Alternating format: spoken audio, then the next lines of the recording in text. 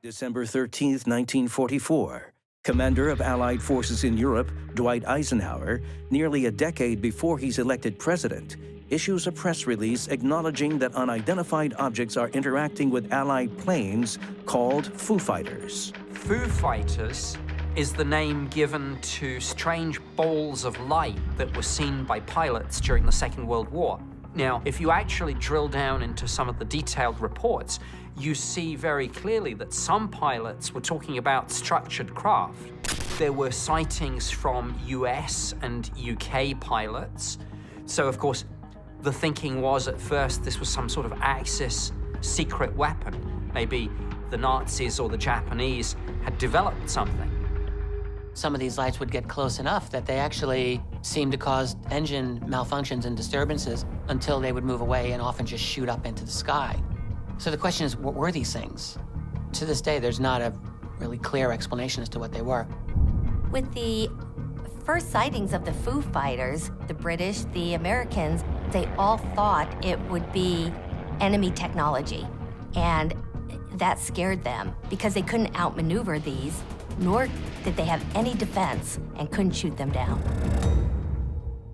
General Eisenhower's office, the Supreme Headquarters, issued a statement that was published in the New York Times stating that the so-called Foo Fighters have created a great deal of concern. It is possibly a new German weapon. At this point, we don't know, but we are taking it seriously, and we're looking into it.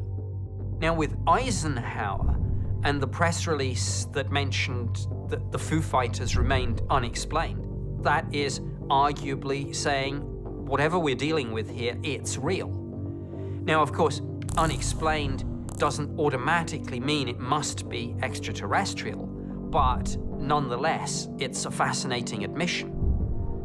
It seems obvious that Roosevelt would be aware of some of these UFO issues. They would be potentially important if they were enemy weapons.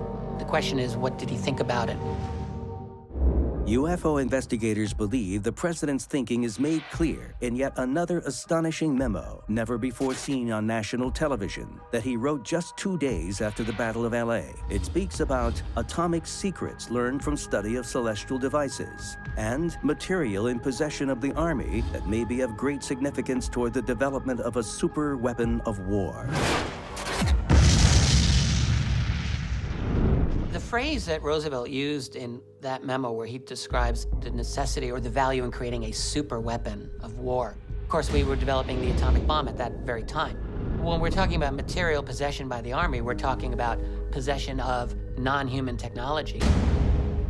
Did President Roosevelt keep the truth about UFO encounters from the American people in the name of national security? Researchers say yes, and point to perhaps the most important evidence yet uncovered. A classified memo written by Roosevelt in February 1944, 2 years after the LA events, addressed a previously unknown committee on non-terrestrial science and technology, in which he agrees that non-terrestrial know-how in atomic energy must be used in perfecting super weapons of war to effect the complete defeat of Germany and Japan.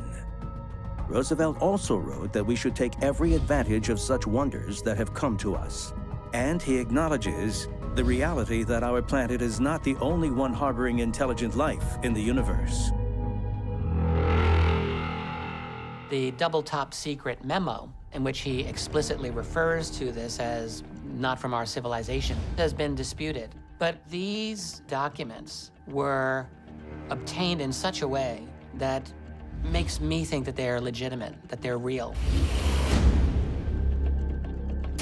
Now, when we come to the Roosevelt document that talks about acquiring technology and trying to come to grips with the concept that we might not be alone in the universe, there's no doubt that technology acquisition is something that governments and perhaps presidents have thought about in relation to UFOs.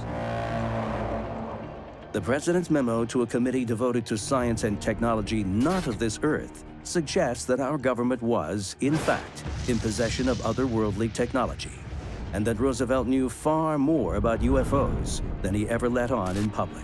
Throughout Roosevelt's administration, we know that Roosevelt employed very high security to keep the UFO phenomenon under wraps because it was as classified as the atomic bomb.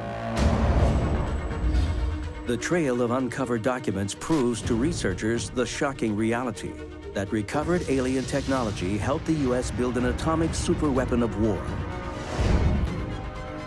But what will the next president do with this incredible government secret? Coming up. It was the U.S. military that said, "We've recovered a flying disc." The evidence is in the form of some leaked documents called the MJ-12 documents.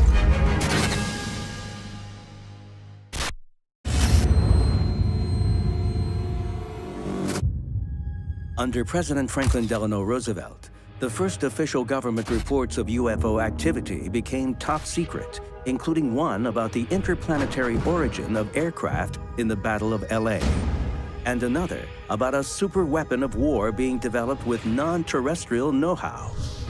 When FDR dies in April 1945, those secrets were passed to Vice President Harry Truman, who assumes the presidency. And just 4 months later, Truman orders the dropping of the atomic bomb on Japan. A new superweapon of unearthly power that documents revealed was developed with technology not of this earth.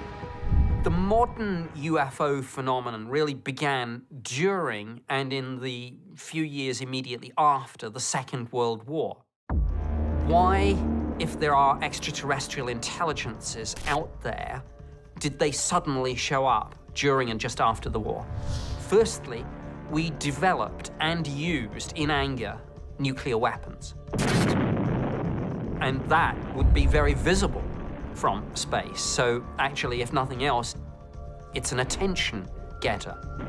I think it's definitely likely that mastering nuclear technology is a milestone that would very likely get the attention of any observing intelligence that has the ability to watch us. I mean, a nuclear explosion is a kind of mimicking of the sun, particularly nuclear fusion, and that's an important threshold. So there definitely seems to be a connection there. And I think the explosions in Japan in 1945 could be said to have initiated this new level of interest.